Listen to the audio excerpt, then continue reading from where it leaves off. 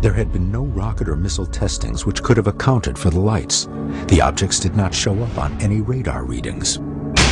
Now I'm off to talk to David Russo about his USO experience. Now what's significant about David Russo's USO sighting is that after the sighting, he took the time to make a sketch of the craft while the details were fresh in his mind.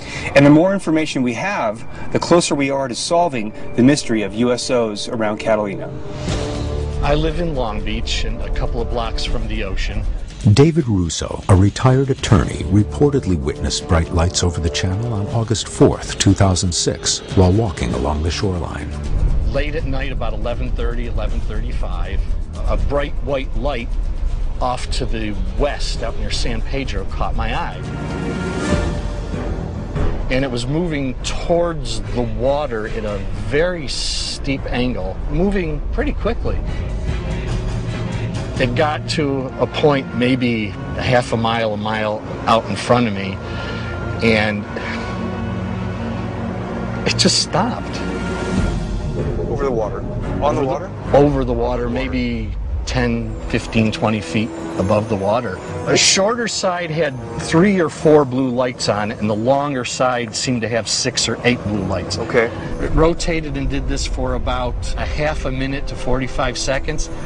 Then the blue lights went off, and it just, from a stopped, gone, went out towards Catalina Island, and less than a second. I'd rather would have not seen it.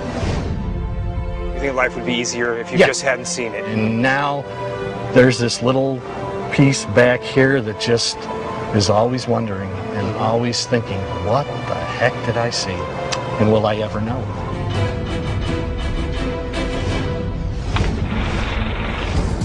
Is it possible that a USO somehow brought down pilot Noah Felice's single-engine aircraft in these same waters in 1980? That's a tail of an airplane, right there. That's it.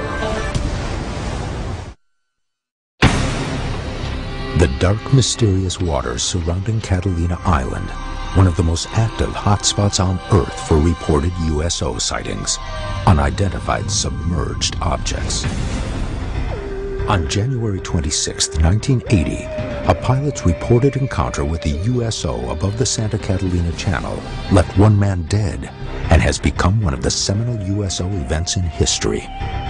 Noah Felice, a pilot with 14 years' experience, and his cousin Mark take off from Catalina Island, heading toward Las Vegas in Noah's 1972 Piper Cherokee.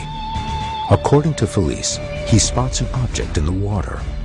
As he loops around to get a better look, the unidentified object suddenly shoots out a beam of light that renders Noah's plane inoperable.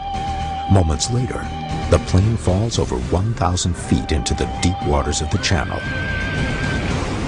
Noah is rescued. His cousin Mark does not survive.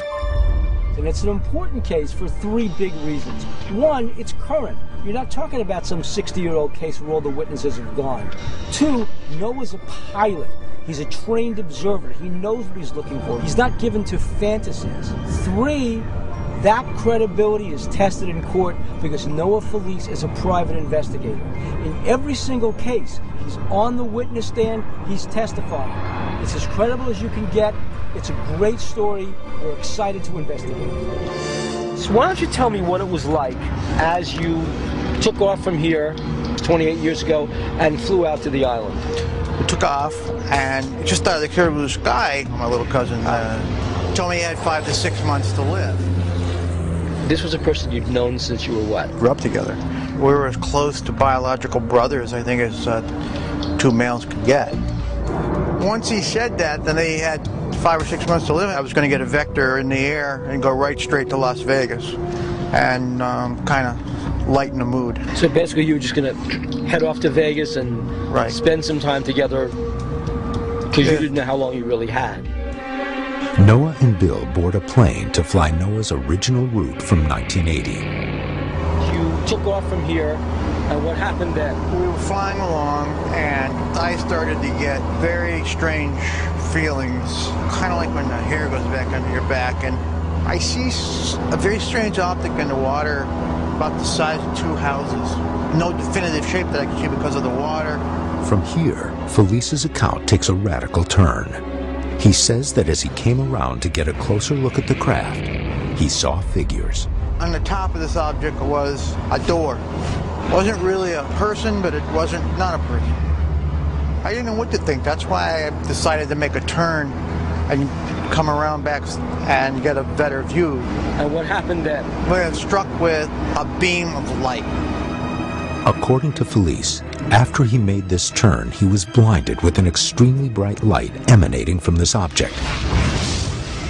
The light tracked the plane for the next 34 seconds.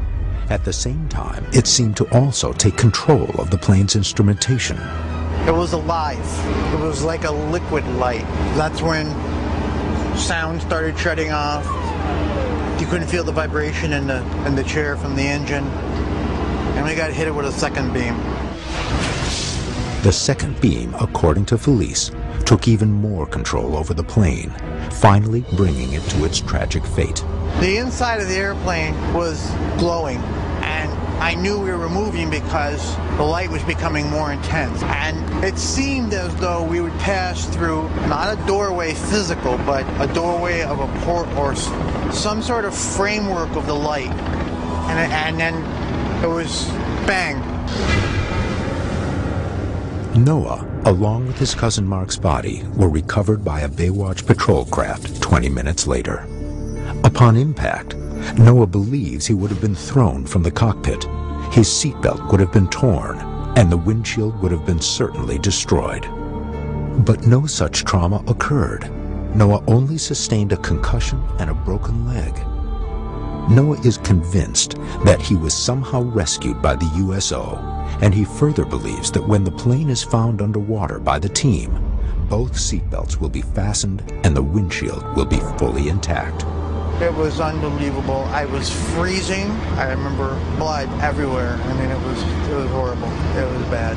I was dead for 15 to 20 minutes before they found me. Dead for 15 to 20 minutes? That's close to a medical impossibility.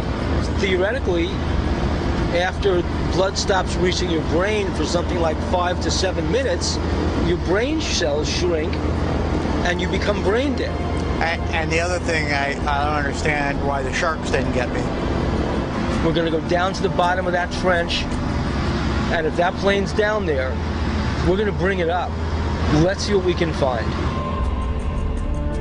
We've just flown the route with Noah Felice to see where the USO shot him down. Now, it's up to Pat to get out there to find the wreck. Noah said he doesn't remember getting out of the cockpit, but he had no cuts or scratches on him. How did he get out of a cockpit if not through the windshield? Is the seatbelt attached? If it's attached, that gives credibility to his story that the aliens took him out of the seat. And what about the instruments? If we find an instrument magnetically locked in a certain position, it'll tell us what hit that plane.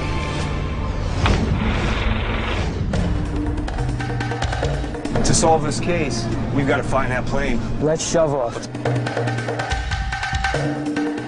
Coming up now on our first point, where the Avalon Sheriff Station is saying their report says the wreckage lies, which is on Empire Landing. The Isthmus Baywatch says it's over in Ripper.